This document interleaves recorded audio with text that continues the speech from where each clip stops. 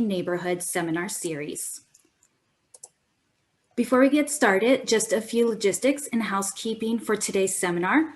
We recognize that in this format, you can't see all who is on this call. If you could please use the chat feature to write down your name and organization to let others know who is here and joining the presentation, we would really appreciate that. For questions, we ask that you please use the Q&A feature. Also, there is a raise your hand feature, which you can use during the question and answer periods, if you would like to request your microphone to be unmuted. We are excited to have a presentation today on the FAIR Project's approach to food access work in Cleveland and how FAIR staff and advisors assess their work using a health equity lens and developed a new community-based participatory framework to guide their decision-making and work moving forward. Today's seminar is presented by Tanisa Velez, Wyndi Moore, Ronnetta Stallworth, and Morgan Taggart. Tanisa Velez is Program Associate, organizes and supports the Clark Fulton Community Collective on Cleveland's Near West Side, and coordinates Heart Smart's nutrition education program in local corner stores. She is passionate about making fresh produce available in Cleveland and recognizes the importance of working together to change lives for the better. Wyndi Moore is FAIR Outreach Associate. Wyndi organizes and supports FAIR's Lower Kinsman Community Collective, a group of community members working to address social determinants of health in their neighborhood. She is working to end the food apartheid in underserved communities by creating a healthy, inclusive food system in which community members take lead in building equity in their communities. Wyndi is a certified community health worker and will graduate from Baldwin-Wallace in May of 2020 with a Bachelor of Arts in Sociology and a focus in public health. Ronnetta Stallworth is the FAIR Outreach Associate and provides nutrition education to corner stores and small grocery stores in Cleveland and East Cleveland through the Heart Smarts program. She previously worked for the Cuyahoga Metropolitan Housing Authority, connecting CMHA residents to job opportunities. She cares passionately about people and is committed to challenging herself and others to create positive change. Morgan Taggart is FAIR Director and guides program design and implementation, provides technical assistance to local partners, and manages partnerships for the FAIR Project. She was the co-founder of the Cleveland Cuyahoga County Food Policy Coalition. She received her Bachelor of Arts in Biology from Earlham College and a Master's in Urban Planning, Design, and Development from Cleveland State University. I'd like to welcome Tanisa Velez, Wyndi Moore, Ronnetta Stallworth, and Morgan Taggart to present today. Thank you, Sarah. It's really great to be here with you all. I'm going to share my screen.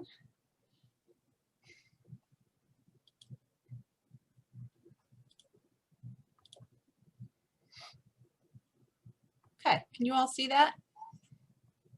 Great. So we're very excited to be here with you all today. We were scheduled to actually originally be here in March, but then COVID-19 kind of took over our world. So we're excited to be with you today, now back in December, where COVID still rules our world.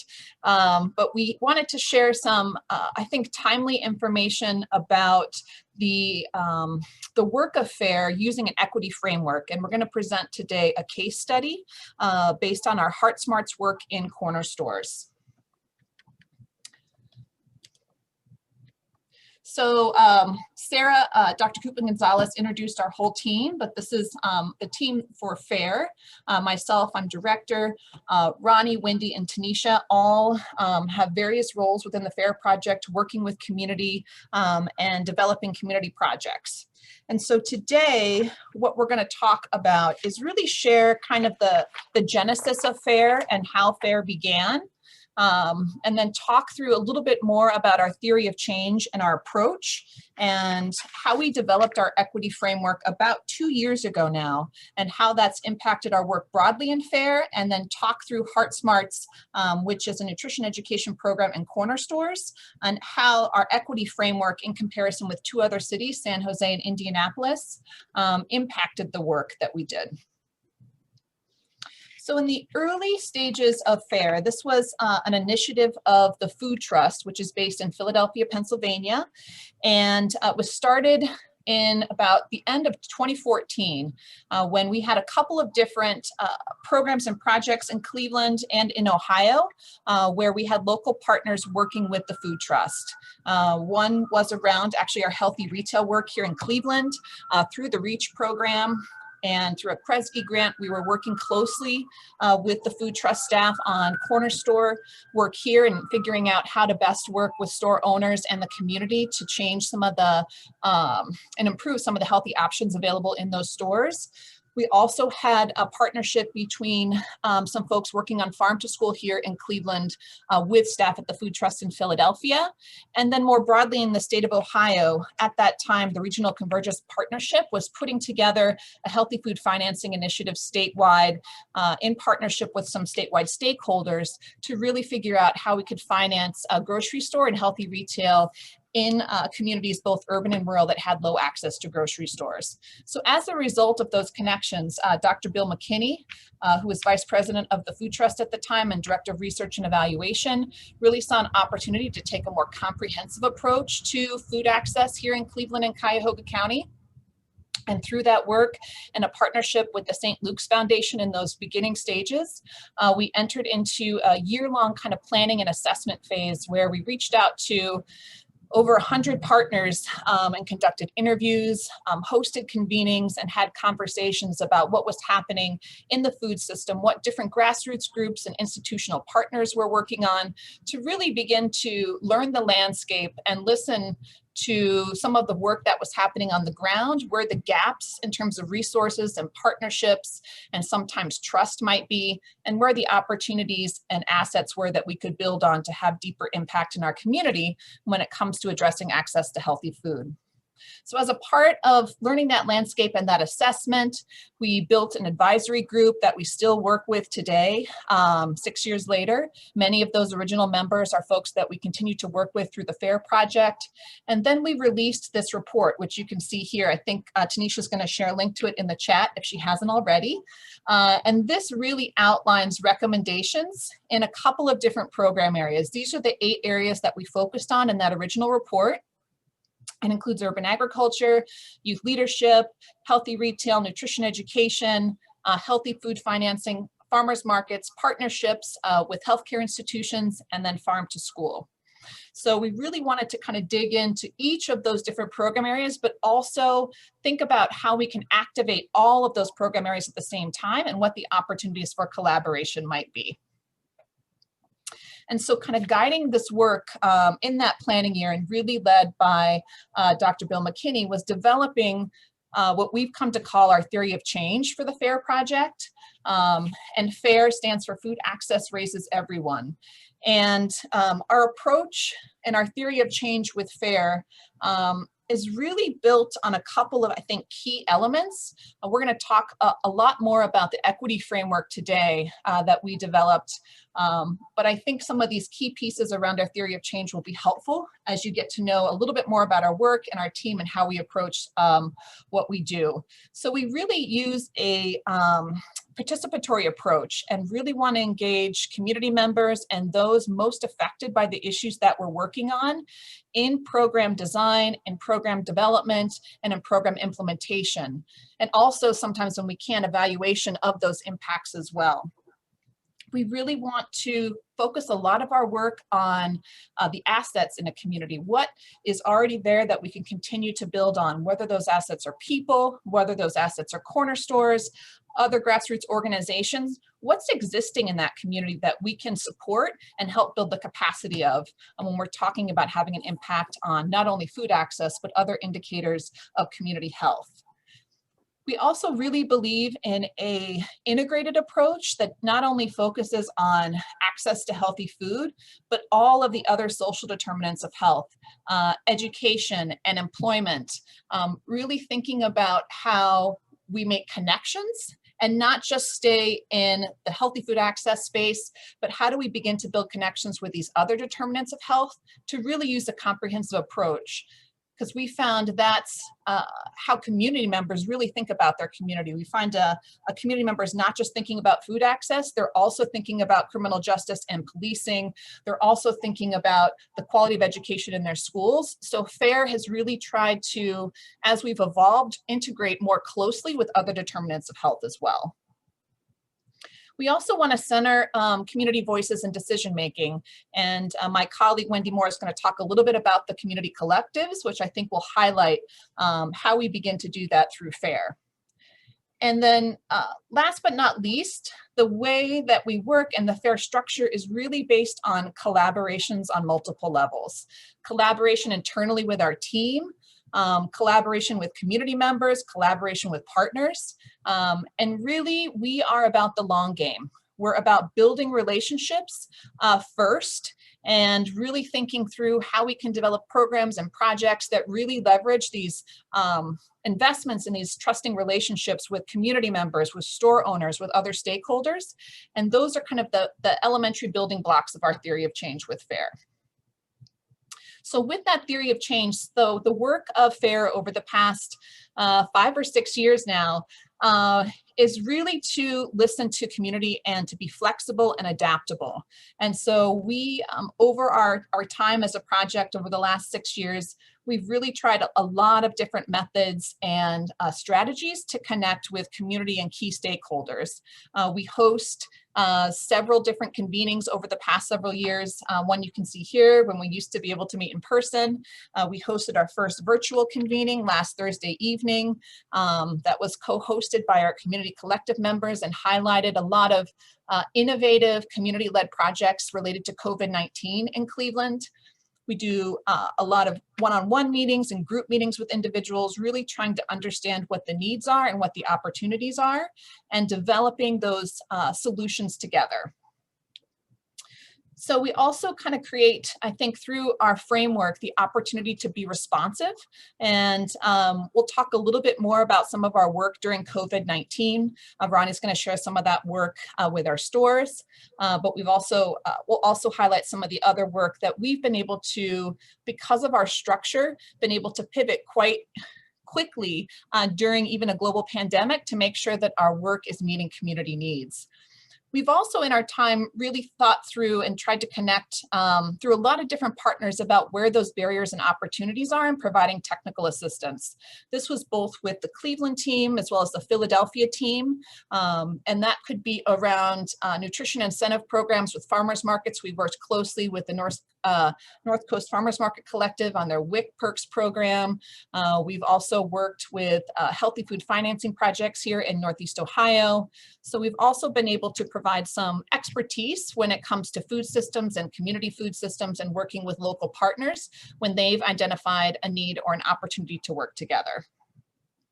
And last but not least, I think one of the other kind of keys to the FAIR strategy is making sure that all program areas are activated, that we're open and willing to kind of work on whatever emerges, because we're really following the lead of what the community needs and what the opportunities are.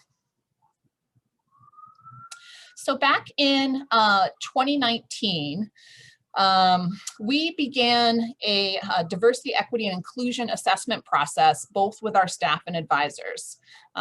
As you may have kind of recognized from the first part of this talk so far, equity has always been a core of how FAIR has been designed from day one.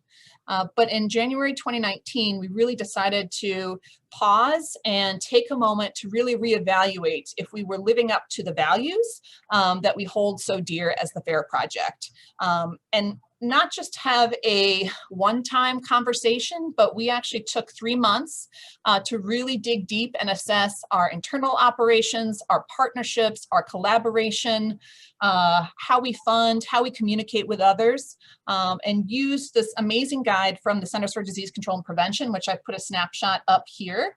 It's called the Practitioner's Guide for Advancing Health Equity.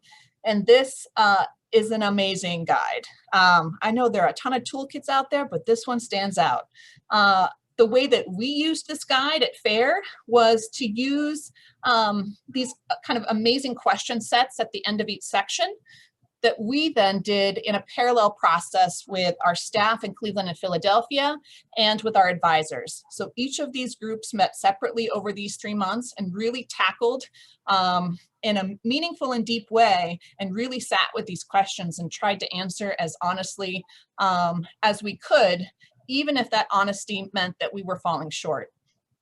And so I just kind of popped up some of the questions that I just pulled out that I think really sparked some thought for us here. And it's everything from kind of looking at our existing relationship with those who are experiencing these health equities, to how are we actually building community capacity and leadership? And if we aren't doing that, how do we change that? So we're doing that when we do the programming and the partnerships that are a part of the FAIR project. How are we engaging people? Are they actually having the impact that we intended, or are they not? And so this process, both with FAIR and advisors, came together in April of 2019 when we developed what we call our equity checklist or equity framework, which I'll share a little bit with you in a moment. At the same time, our director had transitioned to another role in another organization in January. So we also had the opportunity to restructure and hire new staff, which is the awesome team that you will hear from today, Tanisha, Ronnie, and Wyndi. And we'll talk a little bit more about how we restructured that staff and their roles and the type of work that they were engaging in. So our health equity framework, which we've kind of got a snapshot here right before you. We didn't use a consulting group for this work. We just, I think, made a commitment as a team to really engage deeply and think through what and build consensus around the values of those that are engaged with the FAIR project, both staff and advisors, but then also what these values look like in very specific practice. So you'll see here that we have a whole header on allocation of resources where we really believe that people should be compensated for their time and expertise, no matter what their background, experience, education level. And so you can see we actually broke it down into very discrete strategies where we brought the work of the staff and the advisors together to really create this comprehensive document. So in terms of our checklist and the themes that we really dug into and put in our framework, you'll see those right before you, and it covers a lot of different bases. And this really goes directly into, operations and partnerships and how we work together with others. And so I'll just share kind of a couple of different examples of how we use these themes in our daily practice.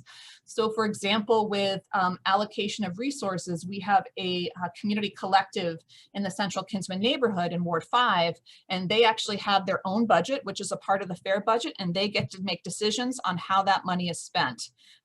We also compensate members of the community that we work with, whether that's in a corner store, whether that's helping us design and develop an event, but we really value community members and want them to be compensated for the time and expertise that they're lending to us. Representation and data-driven decision-making are two other kind of key parts of our equity checklist. When we were kind of reevaluating our work, we realized we didn't have a lot of strong partnerships on the Near West Side, and made a concerted effort to hire somebody who has strong connections in that neighborhood and is bilingual and speaks Spanish, so we could begin to build those connections on the Near West Side, making sure we're reaching all of the different populations that are experiencing health inequities in the city of Cleveland. Wyndi will talk a little bit more about operations and how we make decisions as a team, but we really want to create a space where everybody gets to weigh in and share their opinion, their perspective, their experience before we make big decisions about FAIR moving forward. And then another example is really continuing to connect food access with other social determinants of health. And we'll share some of the issues that emerged when we started working in corner stores with the intention of teaching nutrition, but really learning kind of a whole host of other issues that community members needed assistance and resources for. So in terms of what this looks like in action after we developed our health equity framework, we kind of revamped our hiring process and staffing and orientation. So I shared that we had the opportunity to hire 3 new folks to our team, and we engaged several of our advisors in that process, and they were a part of reviewing resumes, coming up with interview questions, and actually interviewing the candidates, and weighed in on who they thought would be the best kind of role and person for the positions that we were hiring for, which were really focused on community engagement and relationships. So we really wanted folks that had that ability, that passion for their community, and that passion for residents.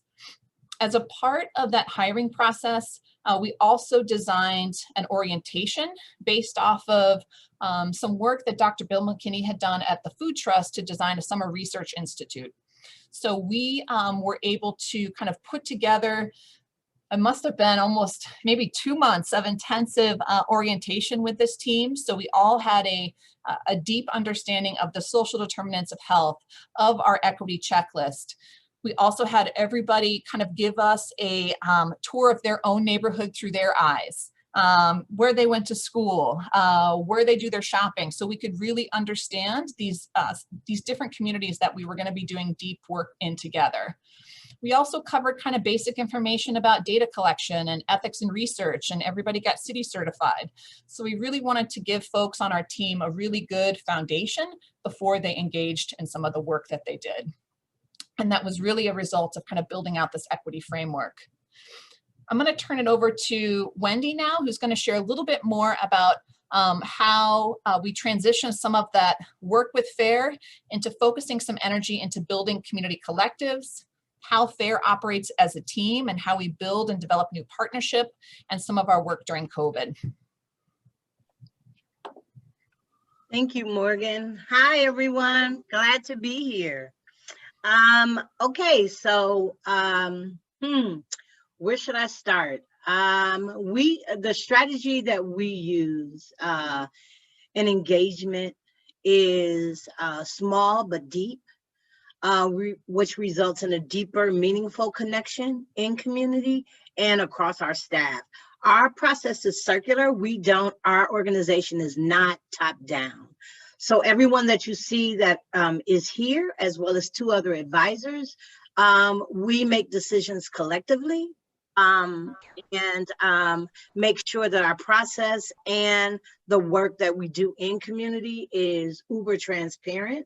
FAIR makes sure that they are transparent with the organization. They build our capacity, and when they're building the capacity of the team, they're also building the capacity of the community collective members. So everyone understands our budget, everyone sees our budget, everyone understands how to write grant, everyone learns how to understand financial statements. So every place that FAIR built our capacity, they made sure that the residents who decided to be a part of the FAIR team and step up to work alongside FAIR also understand that same information, which creates a deeper relationship with the people that we serve. We walk next to our community. We don't walk in front of them nor behind them. We create a space where we had to learn to be comfortable with the uncomfortable and the unknown. So we had to be ready to move quickly and boldly, and to learn and share and activate with citizens of the community we serve. And we know that in this, trust is built, healing happens, and it's just been a really amazing process. I've never been a part of an organization that has been this transparent, has created a space for everyone's voice to be a part of the planning, the execution, and is flexible in making changes if that's not what the community wants. Team, anything I'm missing that you guys like to share, or Morgan, I'm missing that you think I should need to add? I'll tell you that this work is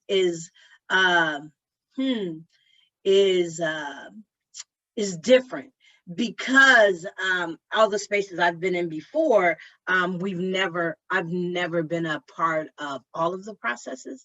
And so this has helped me to, as well as the community members I work with, actually bring my authentic self to the work and be appreciated for what I bring to the table, as well as my team and what they bring to the table. So it's been amazing. Anybody want to add anything? Yeah, like since I've been working with you guys, everything has come together so good. I feel like we always talk to each other about what we're gonna do next. We always include each other in what's going on. We are always our authentic self, as Wyndi say all the time. And we always make sure that we're able to let our participants and anybody that's involved with us is able to be their authentic self as well. So FAIR brings, thanks, Ronnie. Also, as we are building partnerships, our model is with the community collective, and I could talk about that here. Am I correct, Morgan? Awesome. So we create space for community to tell their story. To us, we believe that it starts with who's sitting at the table. Our motto is, you are the ones that you've been waiting for. We create space for them to lead, and we follow.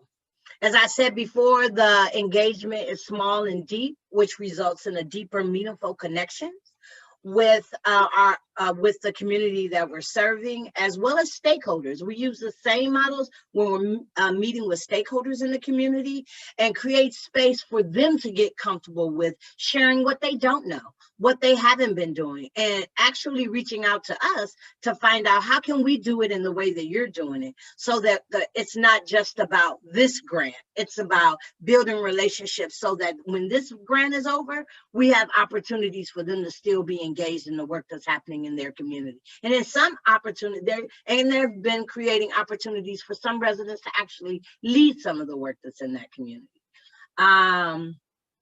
Again, the process builds resilience and redistributes power and resources. That's huge, because when COVID happened, most organizations were forced to close. And it was in that time that residents really stepped up and decided they would be the change. And they would take the lead at creating space and supporting their neighbors. Like, who'd have thought this was going to happen?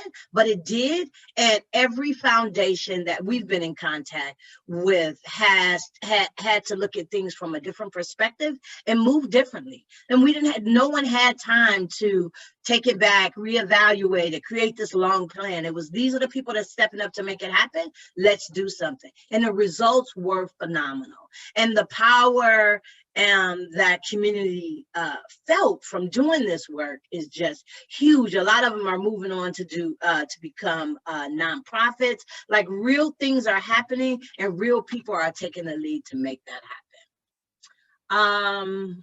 All right. We create a new unique space, and yeah, I just think that it's really great, and we'll talk a little bit more about the work that we did during COVID, because it was amazing. Thanks, Wyndi. Yes, ma'am. So now we're going to jump into a case study that I think will showcase the approach that Wyndi so eloquently just described in terms of how we do our work at FAIR. And we're going to use a SNAP-Ed nutrition program called Heart Smarts that was developed by the Food Trust to really showcase that work. And so the Heart Smarts program was funded through the Food Trust by the Anthem Foundation, and it funded work in 3 cities where Anthem had partnerships. One was Cleveland. We had food trust staff here that were based in Cleveland. Also Indianapolis, where they built the capacity of some ambassadors to lead that work in the city of Indianapolis. And then San Jose, where the Food Trust already had some staff and an established relationship with a network of corner stores.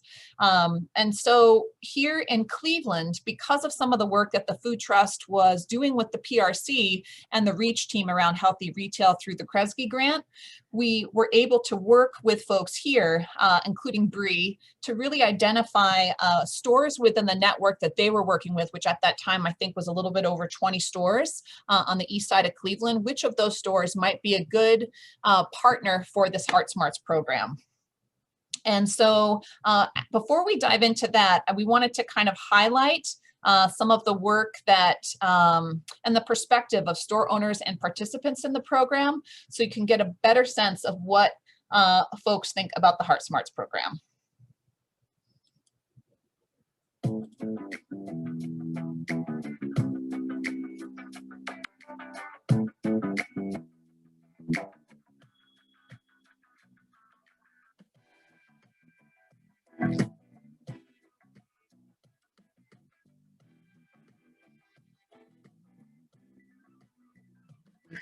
My name is Rick Brown, and I have been in business for 25 years.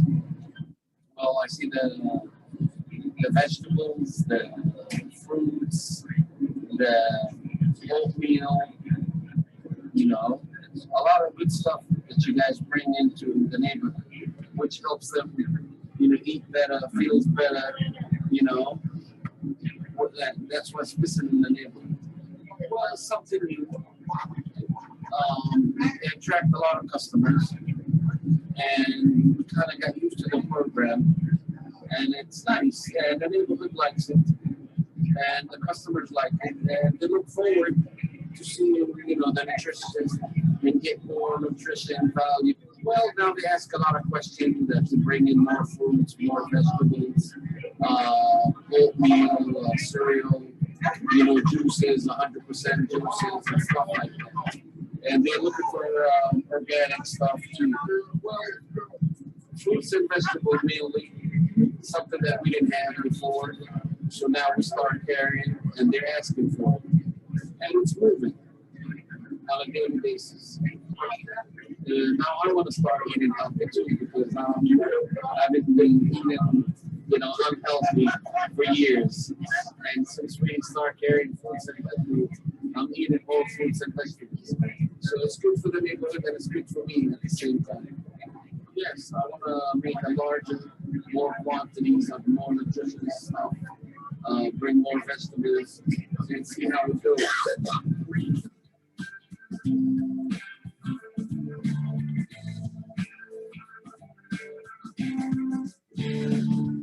My name is Joe Taggart. I live down the street. There's some one here. I come here and I think this program is excellent. It's excellent for me because I'm on the borderline of sugar diabetes. I was just told that I have a tendency of drinking a lot of orange juice, a lot of cranberry juice, and even a lot of bread. I'm a 17-year veteran, and I eat a lot of potatoes.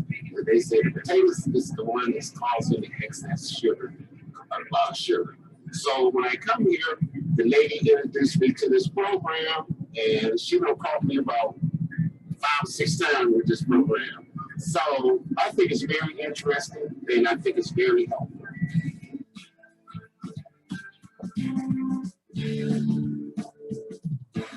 My name is Mo. I've been an employee at HB Fuel for over 3-4 years. It gets the community more nutritious, and it makes them eat better than all the junk food they're eating. It makes them eat healthier. And it meant a lot for my business because our customers, you know, they got more aware of what kind of healthy items we have. So next time you guys aren't here, they'll go for the healthier items instead of the junk food. Well, it's always good to give back to the community, and giving stuff out for free is what they want to know and what they want to see. So that made our relationship with them much better. Well, we have been purchasing more nutritious items like milk and cheese and eggs and bread. So we've been up to date with all that ever since you guys came in. Well, they've been asking me about calories lately and total fat. So I think that's a good thing because they're actually reading the nutritious facts instead of just ripping the package open and eating without looking at it. It's an healthier way of eating, so maybe it got to me too. So I can start doing the same thing. I would like to put a fruit and vegetable rack in my store from now on, you know, just to, because there really much stores out there that sell more fruits and vegetables, so we would definitely be looking into that.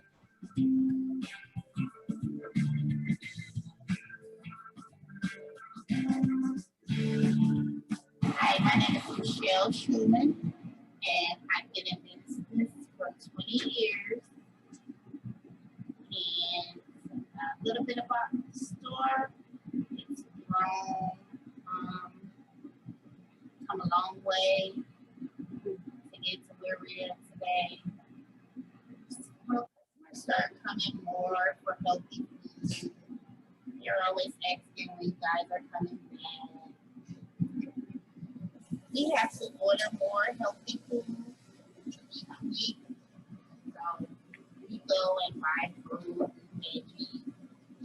I love that you guys come here and do that because it shows the customers. The customers, I like to see when they come in and say, "Oh, we got $6 in the store," you know, so they go get juice and, you know, they go get their healthy stuff.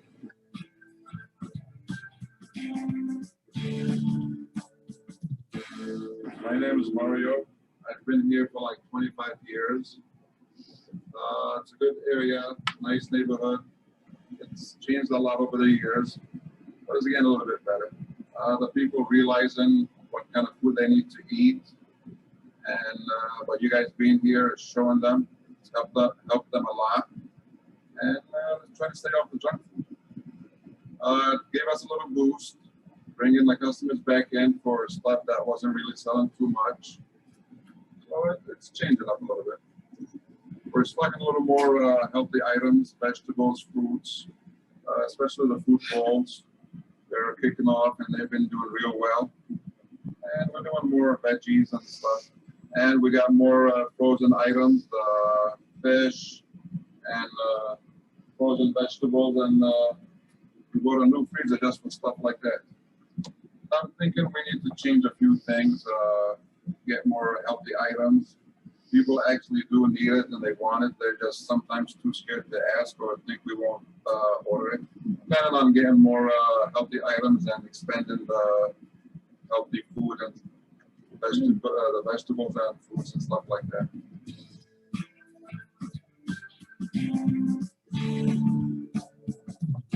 As far as y'all guys, I'm learning a lot as far as nutritional facts, which is beans, stuff that's good for the heart and healthy. I'm pretty tell you it's all and look good, but the only reason why that is I eat healthy. And thank you y'all guys. Thank you. Thank you. I appreciate you. Good job.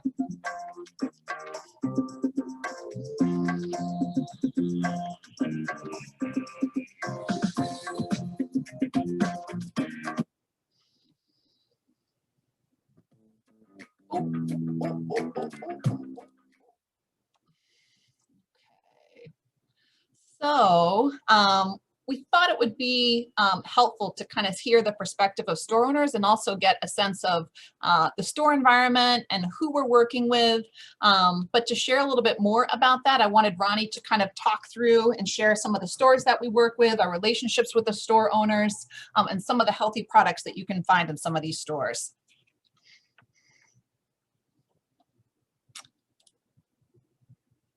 Ronnie, unmute yourself. There you go. You're good. I'm sorry. Nope, you're good. Hi, my name is Ronnetta. I am an outreach associate and store lead for Fair Project, and I would like to speak to you about the stores the Fair Project has worked with. Me and Tanisha did Heart Smarts program at all of these stores. One store we worked with was Paul Serve Right on Central. The store owner name is Phil. We have built a relationship with him by finding him vendors, providing fruit, vegetables, baskets, and shelves to put healthy items on.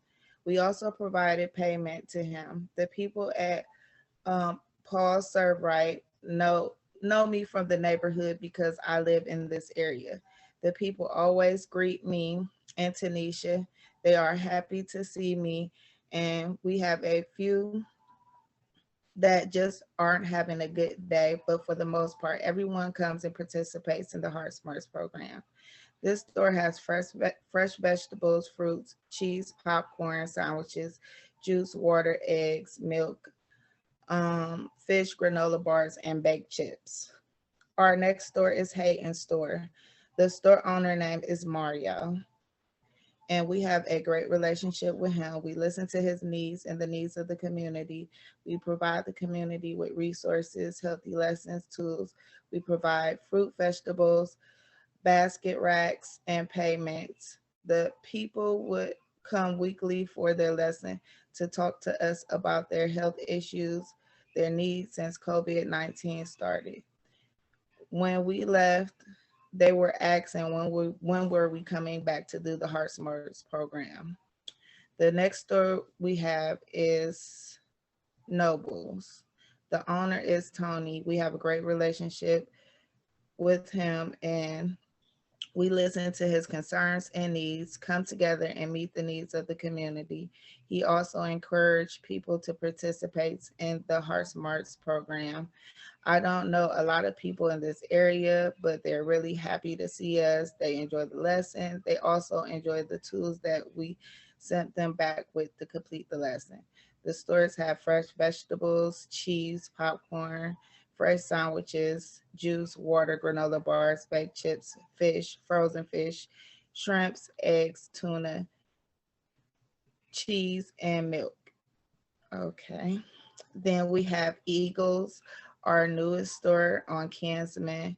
The owner name is Mike. The people are excited to see us and we're ready to listen and learn. They were surprised to see that they were receiving tools to continue their lesson and to come the following week, and they wanted to come the following week to the Heart Smarts program. This store had fruit cups, baked chips, juice, water, fresh fruit, vegetables, tuna, fish, frozen fish, shrimp, and chicken, cheese, popcorn, granola bars, eggs, milk, and cheese. Up next, we have HP Gas Station, located on 139th and Kinsman. These people love this program, and sometimes they would wait till we arrived on some occasions.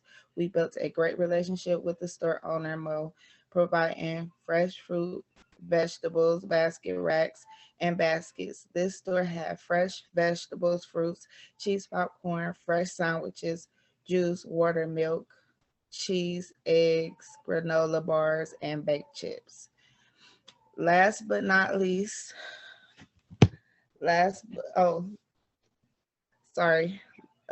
We also have Chili's on 110th and Union, and the store owner name is Rick. I am familiar with this neighborhood and know some that come in, so that's a plus. The people in this store are really excited to learn how to stay healthy and get healthy. There was even some people who had health issues and seeing value in our work. The participants came every week.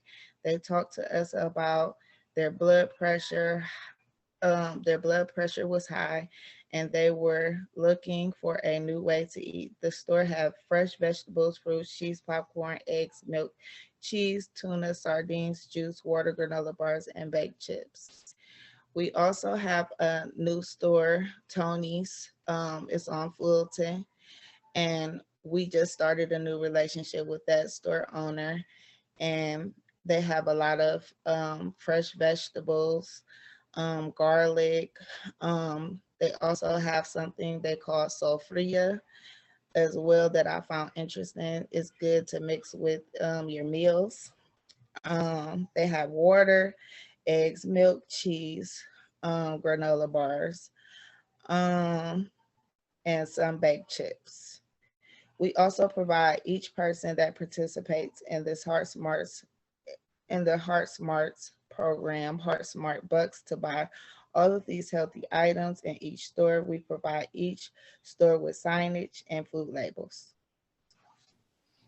Cool. Thanks, Ronnie. Yeah, so we wanted to kind of give you a sense that even though these stores might be small, they're packed with all sorts of different foods. And one of the roles and goals of the Heart Smarts program is to really help folks find that, find those foods in store. And so I'm going to have Tanisha kind of share a little bit more in depth about what the Heart Smarts program is, and walk you through some of the different aspects of how this program works. Tanisha. How y'all doing? Thank you for having me. So Heart Smart is an amazing program that through the FAIR projects, we were able to start it for the first time in Cleveland. And we were the first team that hit ground on that and ran with it. We had a very short time to get our numbers in there. So we did an amazing work on that. Morgan's going to show slides on that later on. But SNAP-Ed is, Heart Smart is a SNAP-Ed nutritional education program. It not only provides access to neighborhoods that in some stores in some neighborhoods don't have access to fresh fruit and vegetable, because through the conversations with the store owners, they don't ask for that, right? Customers want chips and all this other stuff. But with deeper conversations with the customers that they were walking in, they would walk in with chips, to go get chips, cigarettes, something else. And we would be there like, hey, hold on, let's give you a quick lesson. And then you could walk out with what you came in for and plus something else, which was pretty cool because a lot of them would walk in for what they were going for. And then when we would stop them at the door, it'll change their whole mindset on what they should be walking in for. And they would completely forget what they came for the first time. So like I said, we walk in, we set up our small little table, we prep some samples of the recipe. We share 8 weeks. Well, for 8 weeks, we go in there once a week and we teach a lesson on either calcium, sodium, drinks, fruits, vegetables, and then we give them a quick lesson.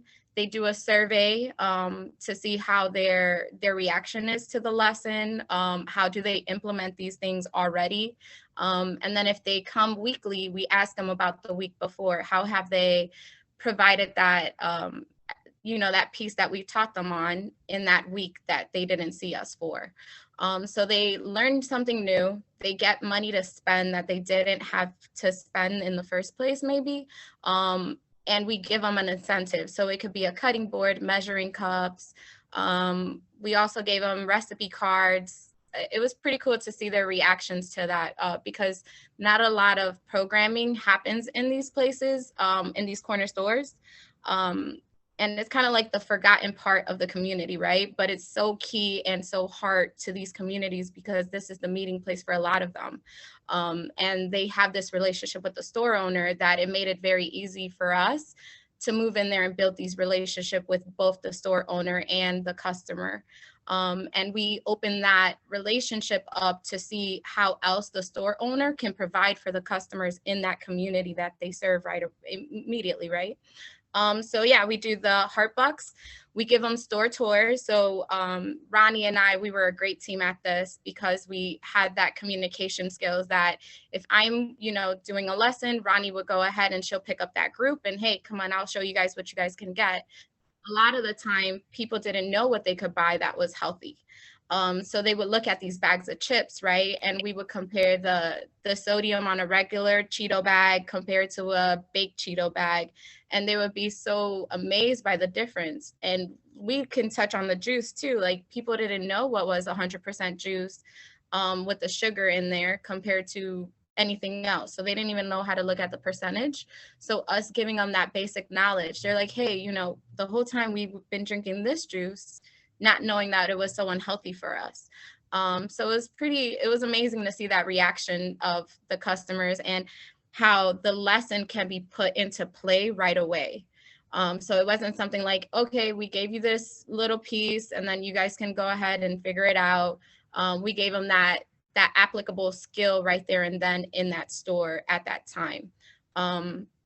So let's see what else. So yeah, the store owners, the store tours, that was pretty great. And then some stores that we worked in, they had delis.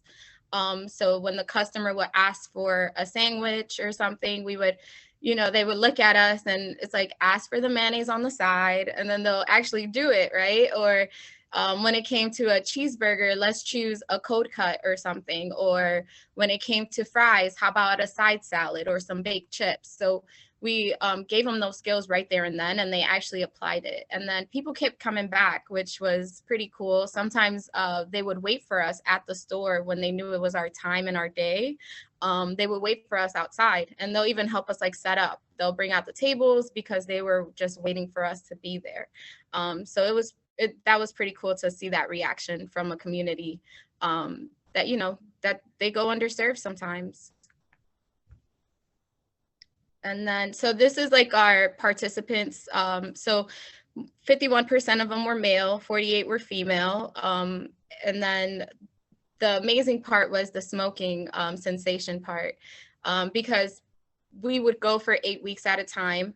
And, you know, the first time we would ask them if they're willing to, if they wanted to stop smoking, and they'll be like, no, you know, like, I'm not going to stop smoking. I've been doing this for so many years. But then through the 4th or 5th time that we were there, that they would check off that box as, yes, I do want to stop smoking. So I don't know if it's just because we kept going all the time, you know, for those 8 weeks, we kept asking the same question to the same individuals. And, by the 3rd or 4th time, it changed their mind that they did want to quit. So we would hand them those 2-on-1 cards, ask them, you know, the following week, hey, did you call? How did it go? So we would follow up with them also. So that was always a great thing to feel that we got somebody from Stop Smoking. So yeah, so 54 people, 54% currently smoked, and 20% were trying to quit. 80% participants ate less than 1 cup of fruit and vegetables. And then this is the you know, the background of people too. So ethnicity and race. The HeartSmart outcomes, 55 of participants attended more than 3 or more lessons. So we did had a lot of people that were coming back every time we were there. Some people were actually looking forward to us being there at a certain time of the month, because we helped them pick up on things that they didn't have at home. And that could be either like a gallon of milk, a carton of eggs, bread.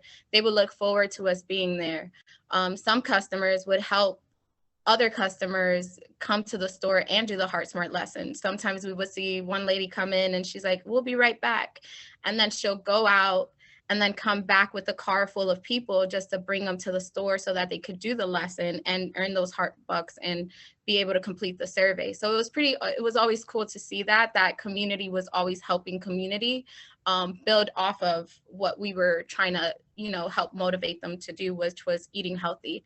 And it also made the store owner want to bring more fruits and vegetables into the store, because if we weren't there, they wouldn't have that urge to have that there. So when we were there, we would be like, hey, you brought your tomatoes and onions and stuff. And then they would be like, yeah, we got it. I'm like, all right, cool. So we will always do like this check-in with the store owners beforehand. And then always see like, hey, how did the vegetables move during the week while we weren't here? And they would say, you know, they would come back and they would spend what they had, and they would do what, you know, they would ask me for more. So it was always pretty cool to see that also. 40% increased their fruit and vegetable intake. Yeah, we had I had a gentleman that said he never had real blueberries before, unless it was like in a pancake mix or in a blueberry muffin. So we had done like these yogurt cups and we put blueberries on there, and, you know, that was the first time he ever had real blueberries. 30% decreased the amount of sodium in their diet. So that was like my favorite part, was to show people like how much salt was in drinks. And it's like, why do drinks have salt? I don't know. And then another part was like showing them the ramen noodles, right? Because usually that's the go-to for families sometimes, and they would just go for that. And I'm like, you know, that has like 429 milligrams of sodium. And they were like, wait a minute, you know, like, I don't want that no more. And then 27% increased their physical activities. We had people that started walking to the corner stores because we were asking this question, and they would say, you know, I walked here, I didn't drive. So that was always a good thing to see too and hear from them. Thanks, Tanisha. You're welcome. What we also wanted to share is, because we were working with 2 other cities in Indianapolis and San Jose with the same amount of funding. Sorry, we actually had different amount of funding, but the same funding at the same time of implementing this program. We wanted to share some of the results with you all because we think it shows why the FAIR approach seemed to have a deeper impact on community. So you can see here we have in this first chart the number of lessons and average number of participants. So in Cleveland, we did about 54 lessons over the course of that last fall. And our average number of participants was 44 participants per session. Sometimes we had 25, sometimes I think we almost had close to 75 folks that would come through in a 2-hour period. But you can see the numbers of participants that we saw per session was dramatically more than double than what they saw in San Jose and Indianapolis. And I think this kind of shows that the kind of our equity framework, which really values the relationship and building trust and connection as really the kind of key driver of this work, meant that people would go home and bring back neighbors, bring back friends and family to the program, and word of mouth was really powerful in kind of spreading the word that this program was available at their local corner store. So we saw a tremendous amount of average number of participants in each of our sessions, so much so that our colleagues in Philadelphia, San Jose, and Indianapolis didn't believe it at first.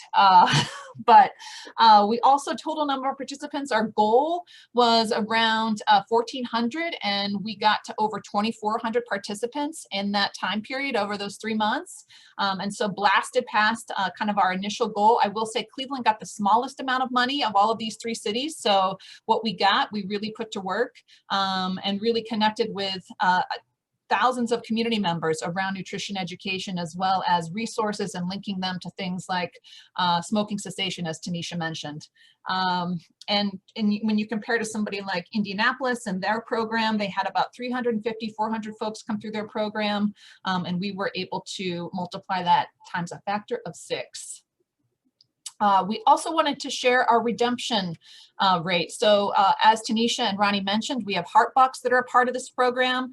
These are coupons that we, depending on kind of our funding at that time, anywhere from $4 to $8 were given to folks to spend on healthy items in the store. And Ronnie mentioned a lot of those healthy items. It could be fresh fruits and vegetables. It could be frozen fish. It could be baked chips. It could be water, juice. So in Cleveland, we had an over 98% redemption rate of those Heart Bucks in stores, which was fantastic. That meant that most of our folks redeemed those coupons in store with us, and that we had about $12,000, a little over $12,000 that went directly into store owners' hands. I think this is one of the really great things about the Heart Smarts program. It is building demand for these products. It's helping the store owners take chances on inventory by building kind of customer preferences and tastes and understanding what customers like.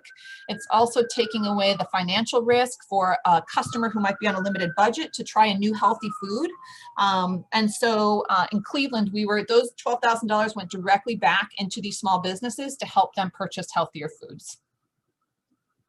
And so we wanted to kind of close out today, and I'm going to turn it back over to Ronnie so she can share a little bit more about what our work has looked like since COVID hit in March and how we've kind of pivoted some of our store work and adapted it.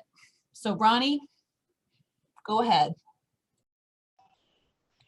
Okay, since COVID-19 happened, we have started passing out PPE in all the stores that we've been working in, which have been Hayden, Chili's, Paul's, and also we also were at Tony's. We also started out doing voters registration, census, and also been connecting with people on resources, and we did a COVID-19 survey as well. So, 1 second. We started voter registration and censuses this year at the stores, and we gave all the stores an opportunity to have voter registration and census, and Chili's let us do census at their store. Hayden and Paul's Serve Right let us do voters registration and censuses. And we did COVID-19 surveys at all the stores, asking about food access and medical attention and mental health. Yeah, so we kind of had to unfortunately stop programming back in March because of COVID. We had just trained a bunch of our community collective members to really begin to transition this work to them. And they've been a key part of kind of helping build out our healthy retail work. And we really wanted to bring them on as deeper partners leading this work in their own communities, because they are tremendous promoters of this work through their own connections and networks, relationships with store owners. So we had just been gearing up for that in March when the pandemic hit, and so we had to pull back on in-store programming. And what we decided to do at that time is working with some of our key advisors, Bill and Risa, thought we really need to have a better understanding of what's happening in terms of the food system in Cleveland, and reached out to our store owners to better understand what some of the challenges were that they were facing due to COVID. And we learned some really, I think, critical work or critical feedback from them in terms of demand being really high, some stores actually closing because they weren't quite sure what was going to happen with COVID. We heard about challenges getting access to grocery items and household items through their distributors, because a lot of the distributors were orienting towards the large grocery stores and supermarkets. Their prices were really high, which meant they had to pass on some of those price changes to their customers. So things like bread and eggs and milk were like very, very expensive for them. They also, I just did some store visits last week. They continue to have really limited access to PPE and disinfectants, bleach, and are unable to carry those items in their smaller stores. So this kind of helped us better understand what some of the constraints our stores were going through. And we also then shared that with funders at the Rapid Response Fund, as well as city and county partners, to make sure the voices of these small store owners, which often get lost with the larger grocery store and supermarket folks, as well as the food bank, that they are a key piece of food access in their community. And they were also really feeling the pressure of some of the changes due to COVID. And then, as Ronnie mentioned, we really saw an opportunity to work with a lot of partners like Freedom Block, Cleveland Votes, Nova, Young Latino Network, to really use corner stores and set up an outdoor spot for us to connect with folks and help them sign up to vote, to help them fill out their census forms, to distribute free masks and free hygiene products, really kind of addressing some of those needs that we were hearing directly from community members. And then, as Ronnie mentioned, we also had our own survey that I think Tanisha shared the link to, where we've been able to reach out and connect with over 300 residents in the cities of East Cleveland and Cleveland, and really hear from them what their most critical needs are during COVID. We asked the food security screener question. We asked questions about mental health and social and emotional health, and are finding some very kind of interesting things about what community members actually need. With FAIR, we really like to listen to community and hear their needs and not make assumptions or come up with our own ideas of where we think community needs resources and assistance. And so we've been able to really connect with a lot of residents through that survey as well. And I think we're going to go to some question and answers now, and Sarah is going to help us navigate some questions from the audience. Thank you so much. As a reminder, you can type in your questions in the Q&A feature, or you can use the raise your hand feature to request that your microphone be unmuted so that you can ask a question. So we have a question. I've been thinking about health inequities for quite some time. One of the issues has become plain to me as a major barrier to accessing nutrition-related health benefits and care is the complexity of the healthcare system. What can be done to make access to nutrition information less complex? You must speak medicalese barrier to accessing and receiving the information needed to make the best possible food nutrition choices. So kind of the basic question, Sarah, is around how can we make nutrition information more accessible and less complex? Yes. Who wants to tackle that? Tanisha, Wendy, Ronnie? Say the question one more time. So how do we make nutrition information more accessible and less complex, and really connect people with the information that they need to make healthy choices? So I can speak a little bit about that. So in the community, in the Central Kinsman community, the group of residents got together and created what we call a well-oiled machine. And so one of the young ladies took on the assignment of delivering food to seniors, veterans, single mom, and disabled people. And so she does these food deliveries, and she's currently in the process of getting recipes, as well as creating links where people can catch the videos that she's connected with another partner to get. And so when she's delivering the boxes in there, she's also sharing recipes. She's sharing, it's like a scan link that you scan if you have a phone, and it'll pop up a video that'll show you how to cook some of the things that are in your that are available in your box, as well as some of the things that are available in your corner stores. Yeah, so that's what I have. Tanisha, anything you want to add from your experience? You don't have to. I'll just kind of start. I think one of the things okay, go ahead, Ronnie. I was gonna say something. I think that with more funds that we can make it more accessible to more people, quite possibly using our connections with Alicia, with food. What is it called? What's Alicia's program called? Feed Wyndi? the Soul. Feed the Soul. Okay, Feed the Soul. We can provide our recipe cards and also help them with their transportation. If we had more funds for our program, we can provide them with more money for their transportation, because they need money for transportation for their drivers. And we could provide the recipe cards and also provide tools to use to do the meals, like ingredients, or if it's just a cutting board, or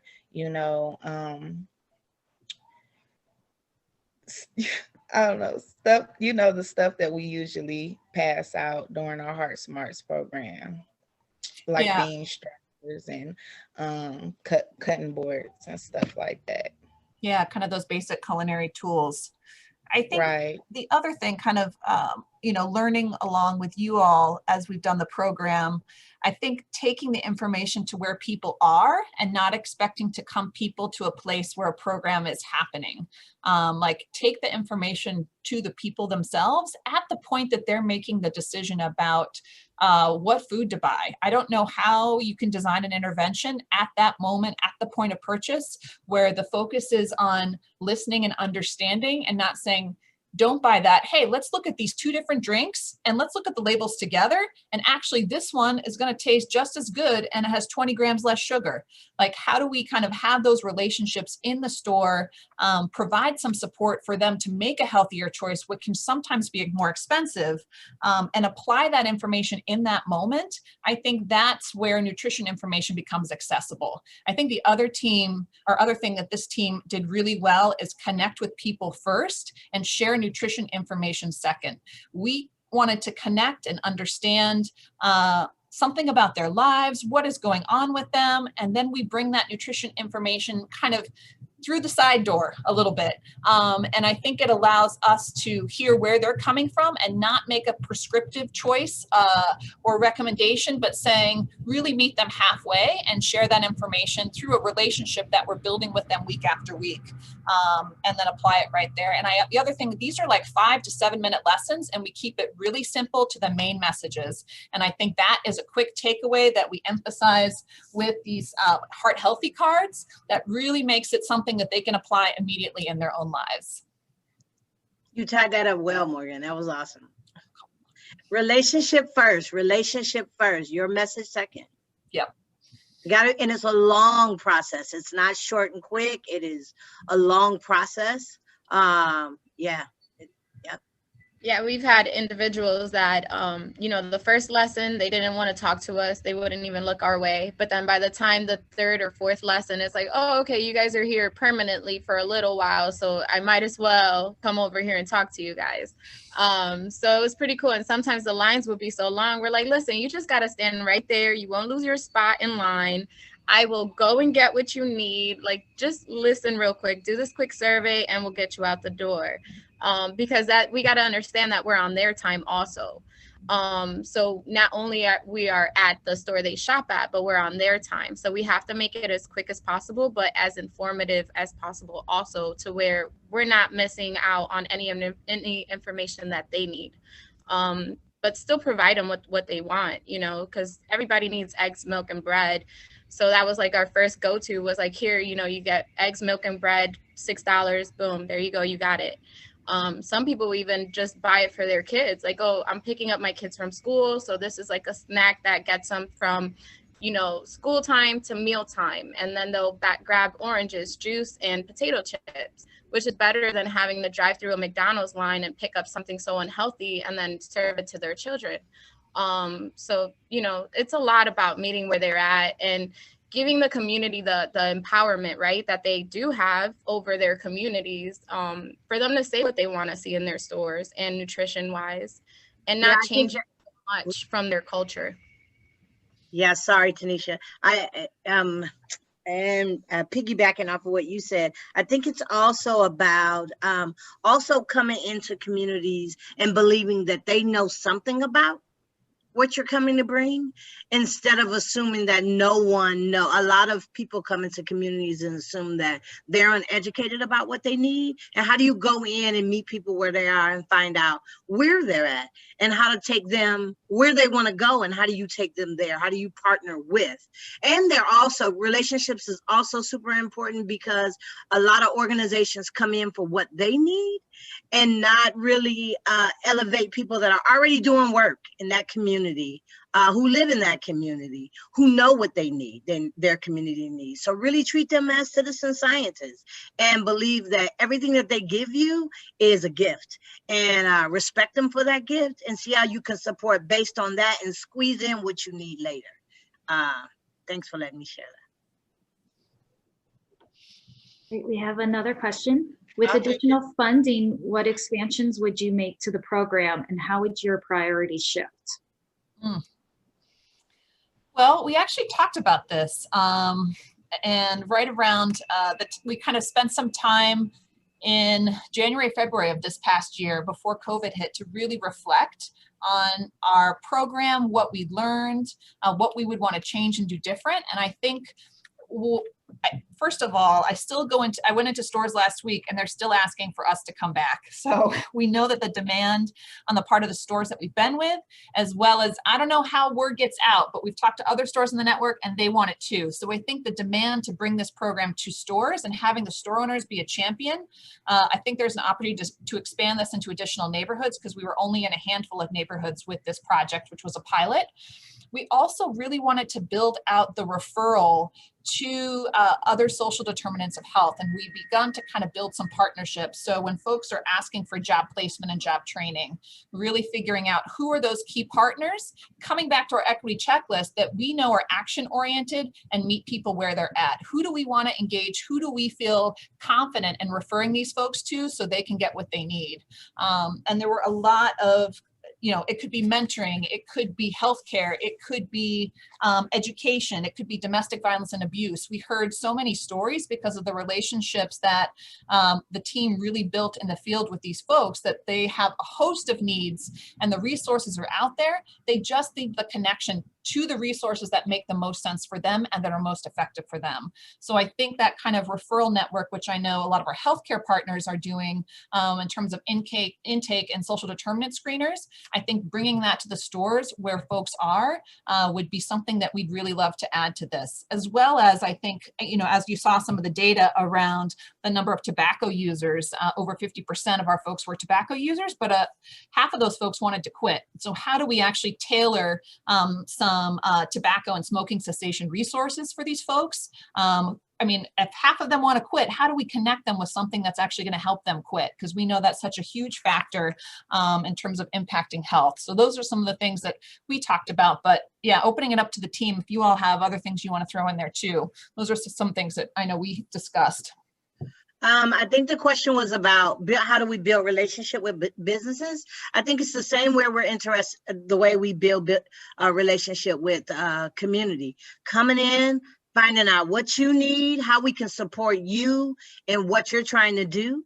Are there things that you've been trying to obtain that you may not know how to go about doing? So we had to build a relationship with them so that they can trust, because they're also used to organizations coming in asking them for something, but not really taking them from where they're at to where they want to be. And so we were intentional about, what do you need to be successful? How do we partner with you? How do we engage you to get you to where you're trying to be, whether that's a new refrigerator, and whether that's paperwork for downtown, whether that's building a network with other store owners so that you can become stronger in the way that you purchase. So just being there for them then, and then when COVID came, reaching back out to them and say, hey, we know things have changed, and what do you need? How can we support you? Do you have any PPE? How can we get that for you? And not asking them for anything, not pushing our agenda anymore, but just making sure that we are really there so that they know that we're there to listen, we're there to support. And as you saw in the video, you had store owners jumping in saying, hey, I'm eating better now. You know, so it wasn't just the community, it was also, because you know how relationships are. If I hang out with you a long time, I tend to start doing some of the same things you're doing. So if I'm sitting around chips and cookies and candy all day, even though I own the space, I'll probably be getting some chips, cookies, and candy. And so us being there, they started engaging and asking questions and talking. I'm telling you, all of this starts with building a deep, intentional relationship with the people you want to serve or the people you want to partner with. And I think that's what it's been for the businesses. I think that's what it's been for the community. It's getting up, being uncomfortable, knowing you're about to go in here. We don't know what this is going to be like. We don't know what questions they're going to ask, how they're going to approach, and just really getting uncomfortable with knowing that that might be a possibility, but really being there to listen and take whatever we were planning on doing and setting it to the side until a relationship feels comfortable enough for you to be real and for that organization or for those people to be real. Thank you. We have one more question, which we'll take in these final moments. Aldi's is a community store, at least the one I go to on 71st and Euclid Avenue is. Ever think of partnering with them? We would love to. I think one of the challenges that we have is we've had a harder time with corporate franchises, and we've tended to find more openings with locally owned and operated small stores.